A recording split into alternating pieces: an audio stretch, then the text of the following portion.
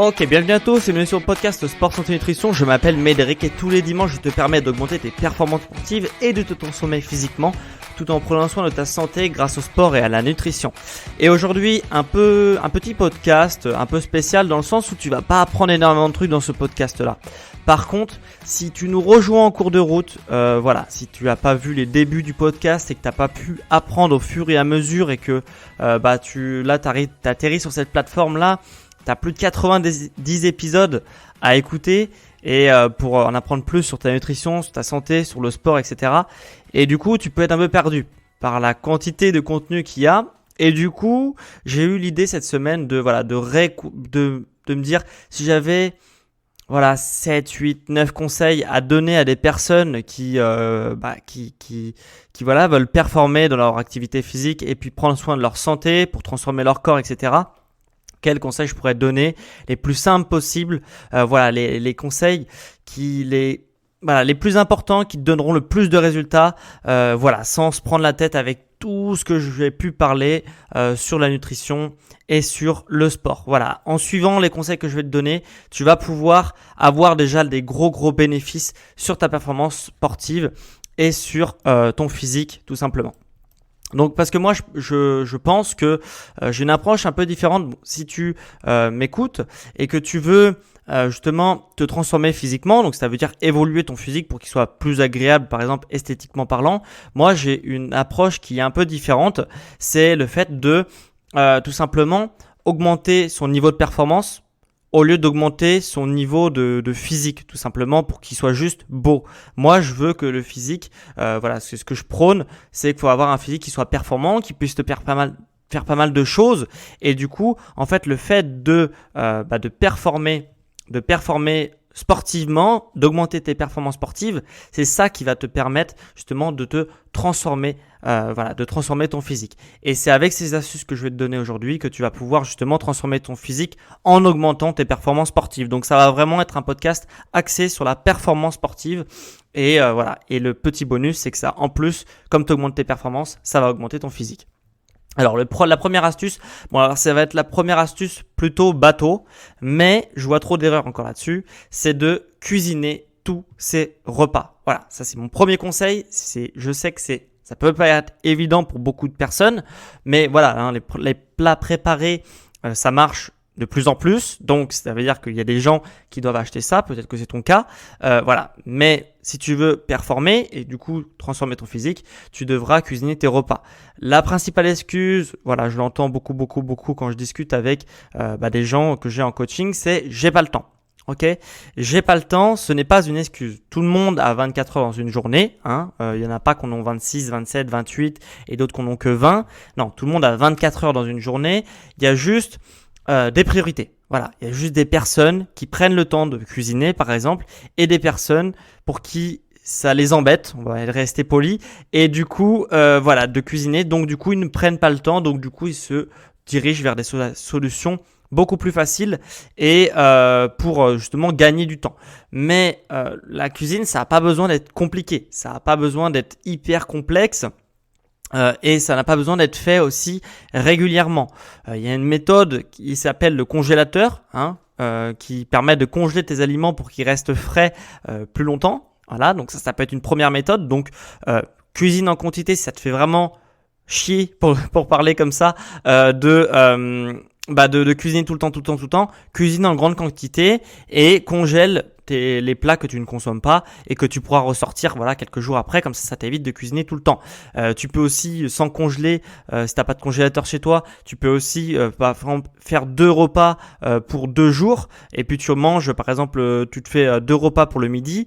Donc tu manges la moitié d'un repas en gros à chaque fois et tu vas consommer pour le jour même, puis le lendemain midi, et le soir tu fais pareil, tu cuisines une grosse portion pour 2 jours et puis tu manges la première portion le soir, puis le lendemain de soir la deuxième portion. Comme ça tu n'es pas tout le temps en train de cuisiner, puisque tu peux comprendre quand même que quand on rentre tard du boulot, c'est compliqué peut-être de se mettre à cuisiner, donc il faut déjà qu'il y ait des trucs de prêt. Et donc les jours où tu as le temps, il faut prendre le temps de cuisiner pour pouvoir soit congeler, soit scinder tes plats en plusieurs parties pour pouvoir les consommer sur plusieurs jours et pas cuisiner au jour le jour. Et il doit y avoir petit peu de marge pour les jours où tu as moins de temps. Voilà. Deuxième astuce que je peux te conseiller pour augmenter tes performances sportives et du coup augmenter forcément ton physique, voilà, c'est de réduire les produits laitiers.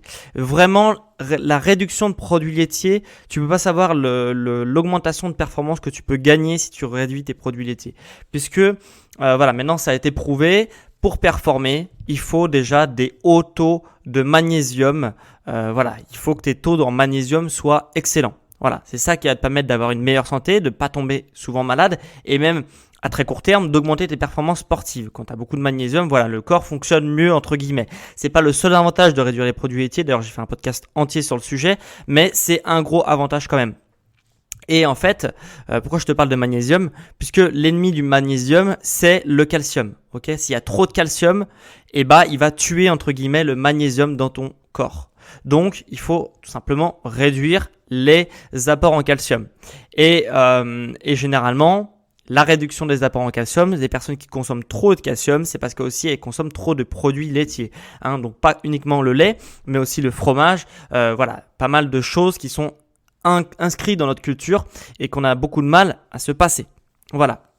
Donc vraiment, la réduction de produits laitiers. Si tu veux savoir pourquoi je te dis ça, j'ai fait un podcast aussi sur le sujet encore une fois. Mais voilà, tu auras 10 000 bénéfices à réduire tes produits laitiers et du coup, ça réduira aussi l'apport en calcium qui est beaucoup trop élevé malgré ce qu'on veut nous faire entendre. On mange beaucoup trop de calcium, ok? Et on n'a pas besoin de 3 produits laitiers par jour, loin de là.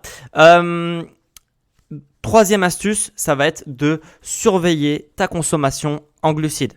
Voilà, parce que les glucides, c'est vraiment la clé. Au niveau des macronutriments, si tu veux, les glucides, c'est vraiment la clé. Parce que si tu ne manges pas assez de glucides, ton métabolisme va ralentir. Donc du coup, tu seras moins performant dans ton activité physique. Mais ton corps ne sera pas en phase de stockage. Donc tu vas aussi perdre du gras. Donc d'un autre côté, ça peut être aussi pas mal. Mais ton niveau de performance va baisser. Donc en fait, inversement, si tu manges beaucoup de glucides, ton niveau d'énergie globale va monter et donc ton métabolisme en gros. Mais par contre, tu vas avoir tendance en fonction de ton morphotype. Il y a énormément de morphotypes justement qui stockent les glucides. Donc, il faut savoir jongler entre pas assez de glucides et trop de glucides pour maintenir un niveau de performance qui est quand même élevé. Mais pas non plus en manger trop, parce que sinon si tu en manges trop et trop souvent, du coup tu vas prendre du poids. Donc c'est un juste milieu à trouver entre les phases où on va manger un peu plus de glucides consciemment pour justement remonter son métabolisme et les phases où on va baisser un petit peu son apport en glucides pour éviter de trop stocker et justement du coup le niveau de performance, si tu as trop de gras en trop, forcément il va baisser. Voilà, donc ça c'est vraiment une clé, c'est la clé numéro 3 pour réussir sa diète. Et la clé numéro 4, c'est la variation de la consommation de protéines. Voilà, c'est concrètement, moi encore, d'après ce que je peux voir avec mes élèves en coaching, c'est justement, on a tendance à privilégier les sources de protéines, toujours la même source de protéines, et ça, c'est pas forcément bon. Parce que, l'exemple qui arrive souvent, c'est de manger du poulet pour avoir ses quotas en protéines. Ok, alors c'est sûr que le poulet c'est bien parce que ça, c'est très, il y a pas beaucoup de matières grasses, de mauvaises matières grasses, donc il y a les bons lipides et les mauvais lipides.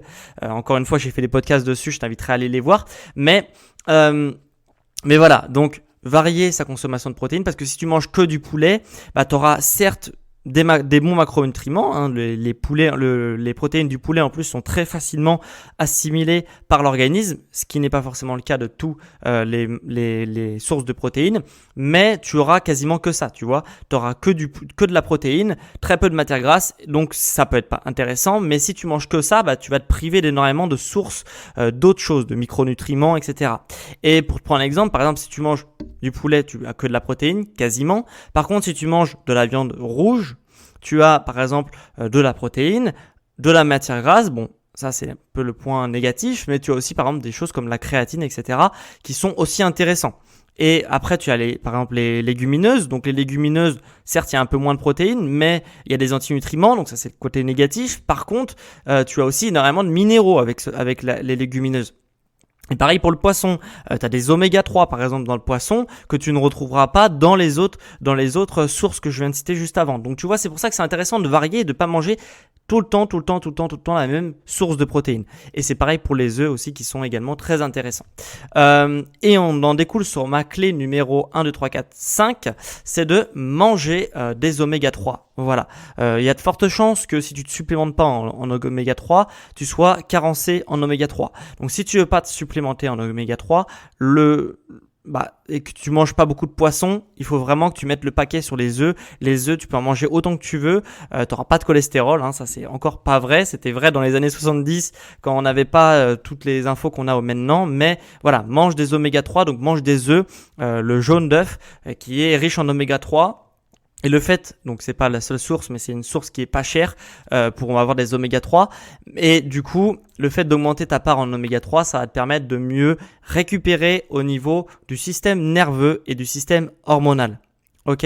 Donc, si tu récupères au niveau du système nerveux, donc si tu par exemple fais une séance de sport, il faut savoir qu'il n'y a pas que seulement tes muscles qui sont épuisés, il y a aussi l'impulsion électrique nerveuse de ton corps. Donc concrètement, si ton système nerveux il est épuisé, au lieu de balancer, donc je te prends des exemples mais les chiffres n'ont aucun sens, au lieu de balancer par exemple pour contracter tes muscles 100 watts, quand ton système nerveux il est à plein régime, et ton système nerveux il va balancer dans tes muscles 80 watts. Donc forcément, tu vois, tu auras, même si tes muscles ils sont à 100%, et quand ton système nerveux n'est pas à 100%, tes muscles vont pas pouvoir se contracter correctement, vont pas pouvoir développer l'énergie qu'ils ont habituellement à disposition.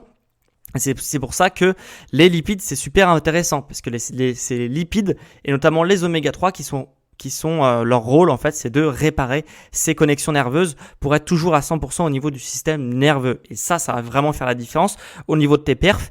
Et encore une fois, je le répète, quand tes perfs évoluent, quand tu as des meilleurs perfs, forcément, donc déjà tu vas être plus complet au niveau athlétique et au niveau des performances que tu fais. Donc ça, c'est hyper appréciable. Et en plus de ça, forcément, si tu augmentes tes perfs, tu augmenteras aussi ton physique. Donc même pour ceux qui veulent se transformer un petit peu physiquement, c'est idéal. Voilà.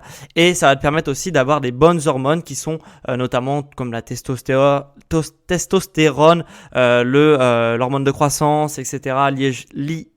L'IGF-1, qui sont des hormones, tu vois, hyper puissantes pour justement responsables de la croissance des tissus, donc notamment des muscles et des tendons, etc. Donc voilà. C'est hyper important de manger des oméga 3 et c'est ma clé numéro 5. Le sixième conseil, la sixième clé pour performer et pour du coup réussir sa diète, c'est de prendre de la vitamine D si tu habites en France en hiver. Ok, parce que du coup, donc quand je dis France, c'est France métropolitaine, parce que je sais qu'il y a beaucoup de gens qui m'écoutent, de d'autres pays et même des dom-tom, etc. Du coup, voilà. Pour eux, c'est différent parce qu'ils n'ont pas exactement la même latitude que nous, donc ils n'ont pas les mêmes expositions des rayons, etc. Enfin, je vais pas rentrer dans le détail, mais quand tu es en France métropolitaine, dans l'hexagone comme on dit, en fait, si tu veux, en hiver, les rayons ils sont pas assez puissants pour pouvoir synthétiser la vitamine D. Donc ton corps va petit à petit s'épuiser ses réserves en vitamine D qu'il a réussi à faire pendant l'été. Et du coup, c'est intéressant justement de se supplémenter en vitamine D puisque la vitamine D, c'est une vitamine qui est essentielle dans de nombreuses transformations chimiques de ton organisme. Et du coup, du coup, c'est quand même con de quand on a pu parce que forcément, il y a des transformations chimiques qui vont beaucoup moins bien s'opérer et du coup, au niveau de ton niveau de performance, ça va jouer. Et voilà. Donc, prendre de la vitamine D, ça coûte pas très très cher franchement, pour une cure en hiver ça coûte vraiment pas grand chose. Pour 20 € on s'en sort en prenant en plus de la qualité pour faire une cure en hiver et voilà, et ça peut vraiment jouer sur ton niveau de performance et même sur ton humeur en général puisque les niveaux de vitamine D jouent sur l'humeur. C'est pour ça qu'il y a tout ce qui est luminothérapie, etc. pour essayer de stimuler la production de vitamine D, mais on peut aussi au lieu de la stimuler la production, on peut aussi tout simplement l'apporter avec des sources extérieures, donc des compléments alimentaires tout simplement. Voilà.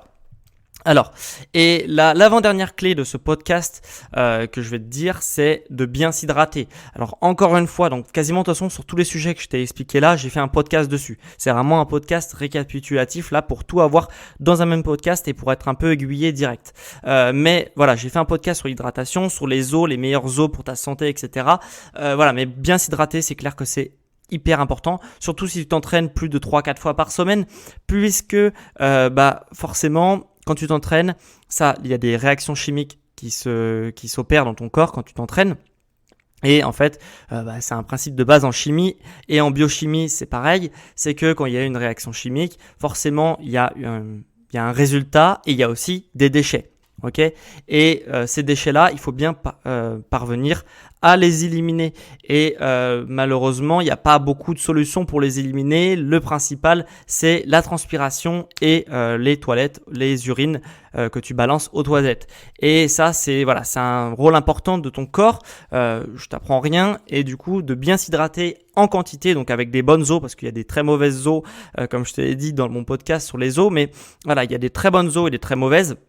Donc, il faut quand même éviter les très mauvaises et et du coup prendre des bonnes eaux en quantité et en boire en quantité. Donc, quand je dis en quantité, c'est minimum 2 litres, c'est le minimum. Voilà, 2 litres par jour, c'est le minimum. Tu peux monter jusqu'à 3-4 litres, mais voilà, après ça dépend aussi de ton sport, si c'est un effort d'endurance ou plus court et intense, dans ces cas-là tu vas moins transpirer, mais voilà. Donc voilà, bien s'hydrater, c'est aussi la base et c'est mon avant-dernier conseil.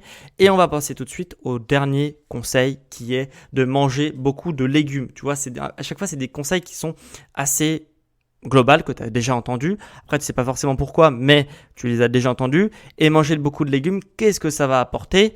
Ça va surtout maintenir l'équilibre acido-basique. Et l'équilibre acido-basique, c'est essentiel. Encore une fois, pour éliminer les déchets, ça, c'est un système qui permet d'éliminer les déchets, et aussi pour justement maintenir la masse musculaire, la masse osseuse, durant toute ta préparation physique, durant toute ta vie même. Et du coup, voilà, c'est super important de manger des légumes, puisque certes, il n'y a pas énormément de macronutriments dans les légumes. Par contre, ça va permettre de conserver tous les macronutriments et de conserver aussi ta masse musculaire, ta masse osseuse, ta masse tendineuse. Donc c'est hyper important d'avoir un bon équilibre acido-basique. Et du coup, pour ça, il faut manger beaucoup de légumes. Comme ça, tu peux tout simplement maintenir un niveau de performance élevé tout au long de l'année sans avoir de blessures, puisque les blessures aussi apparaissent quand l'acidité augmente dans le corps et l'acidité c'est très mauvais. Donc du coup ça favorise le risque de blessure, etc. Donc pour justement augmenter ses performances sportives, quand on est blessé, c'est pas évident. Donc il vaut mieux préserver ça en mangeant beaucoup de légumes. Donc je vais te répéter un petit peu tout ce que je te dis dans ce podcast-là. Ça va être en 1 de cuisiner tout le temps, tous tes repas, tu devras les cuisiner, rien de la préparer, etc. Ça, c'est à la poubelle. Maintenant, tu cuisines tous tes repas. Réduire les produits laitiers, voire même les supprimer, mais au moins les réduire, ça va aussi permettre d'avoir un meilleur taux de magnésium et du coup d'augmenter tes performances. Surveiller la consommation de glucides de près, puisque quand tu vas augmenter ta consommation de glucides, tu vas augmenter aussi tes graisses, tout simplement parce que ton corps va stocker, mais ton niveau d'énergie sera plus élevé. Donc il faut aussi ajuster pour avoir pas toujours des glucides élevés ou pas toujours être bas en glucides. Voilà. Quatrième astuce, c'est varier la consommation de protéines pour avoir tous les micronutriments et pas qu'une source de protéines pour avoir le quota de protéines, tout simplement. Cinquième astuce, manger des oméga 3 pour avoir un système nerveux qui est bien tout le temps à 100% et qui peut toujours donner le plein potentiel de son énergie. Sixième astuce, ça va être de prendre de la vitamine D en complément alimentaire si tu n'as pas la chance d'habiter dans une région qui est bien exposée au soleil. Septième astuce, ça va être de bien s'hydrater. Et huitième astuce, ça va être de manger beaucoup de légumes pour préserver l'équilibre acido-basique. Donc on a fini pour mes 8 conseils pour réussir ta diète. J'espère que ça t'aura plu. Donc si ça t'a plu, ce que je t'invite à faire, c'est de mettre 5 étoiles sur Apple Podcast. Comme ça, je saurai que ça te plaît. Même les petits récaps comme ça, si ça te plaît, ce type de format-là. Et deuxième chose que tu peux faire, c'est d'aller plus loin en écoutant d'autres podcasts de ma chaîne, bien sûr, et aussi de reprendre un à un, parce que j'ai à peu près fait un podcast sur tous les sujets que je t'ai expliqué aujourd'hui, Et en plus de ça, tu pourras télécharger des PDF. Il y a des PDF complémentaires qui sont aussi offerts et qui peuvent aller t'emmener encore plus loin. Donc voilà, donc si ça t'intéresse, je te laisse passer sur un autre épisode qui va pouvoir d'aller plus en profondeur sur les sujets qui t'intéressent. Allez, on se retrouve dimanche prochain pour un prochain podcast sur le sport, la santé et la nutrition. Allez, ciao les sportifs!